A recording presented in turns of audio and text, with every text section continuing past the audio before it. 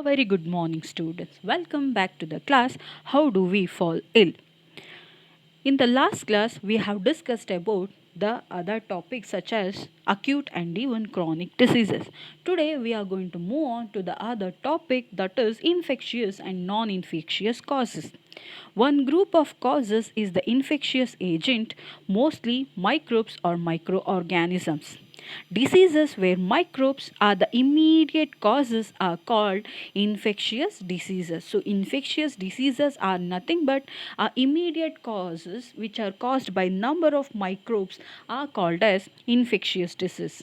This is because the microbes can spread in the community and the diseases they cause will spread with them. On the other hand, there are also diseases that are not caused by infectious agents. For example, some cancers are caused by genetic abnormality.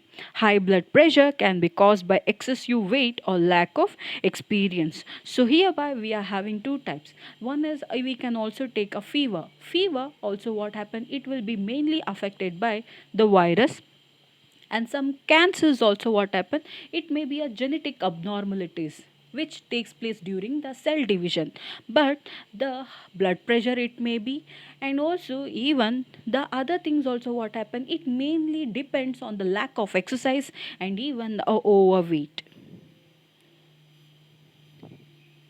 So, infectious agents.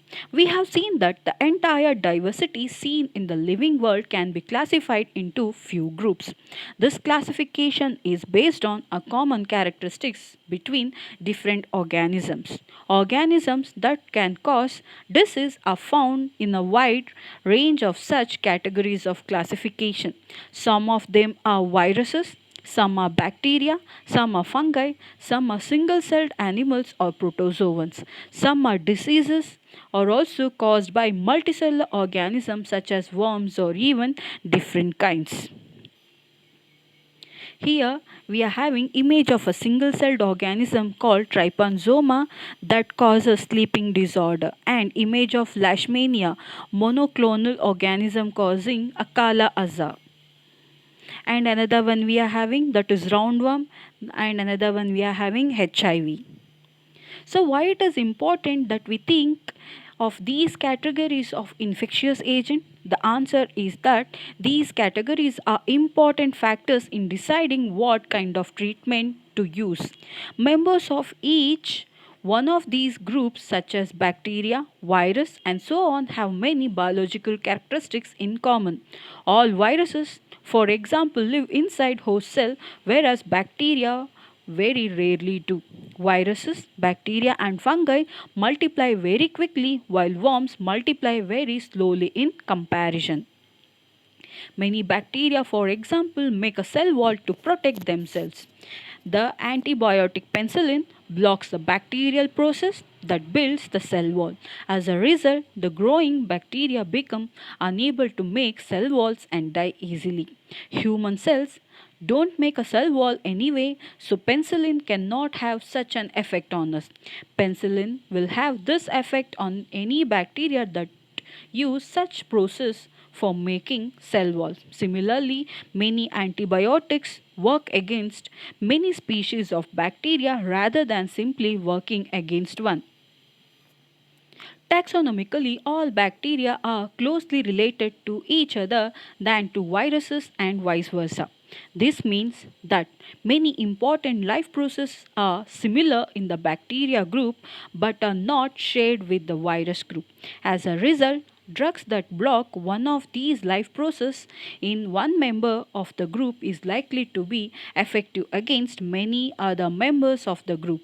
But the same drug will not work against microbe belonging to a different group. Because why the medicine will not work with one group or other group? Because as we have discussed about the penicillin, so thereby what happens, how does the penicillin works for the fungus, it cannot be seen for the other thing like for the viruses. So because the body design is going to vary from one species of organism to the other species, that is kingdoms. So that is why what happened, same kind of a medicine will not be applicable for the different kinds of kingdoms. As an example, let us take an antibiotics. They are commonly block biochemical pathways important for a bacteria. So for the bacterial growth, what happen? This penicillin will be able to work. Common examples of disease caused by viruses are the common cold, influenza, dengue, fever, and even AIDS. Diseases like typhoid fever, cholera, tuberculosis, and anthrax are caused by bacteria. Many common skin infections are caused by different kinds of fungi. Protozoan microbes cause many familiar diseases such as malaria and even Kala Azar. Diseases like elephantiasis caused by different species of worms. Principles of treatment. There are two ways to treat an infectious diseases. One would be to reduce the effects of the disease and the other to kill the cause of the disease. For the first, we can provide treatment that will reduce the symptoms. The symptoms that are usually because of inflammation. For example, we can take medicines that bring down fever, reduce pain, or even lose motions. We can take bed rest so that we can conserve our energy. This will enable us to have more of it available to focus on healing. But this kind of symptoms directed treatment by itself will not make the infecting microbe to go away and the disease will not be cured. For that we need to able to kill off the microbes. This is what is achieved by the antibiotics that we are familiar with. Similarly, there are the drugs that kill protozoa such as the malarial parasite. One reason why making antiviral medicine is harder than making antibacterial medicine is that viruses have fewer biochemical mechanisms of their own. We know that cell wall which is present in a bacteria and cannot be seen in which one, that is virus, and even virus will retain or live only in the presence of a host cell, but the bacteria what happen can remain in any other substances. They enter our cells and use our machinery of their life process. This means that there are relatively few virus specific targets to aim at. Despite this limitation, there are now effective antiviral drugs. For example, the drugs that keep HIV infection under control.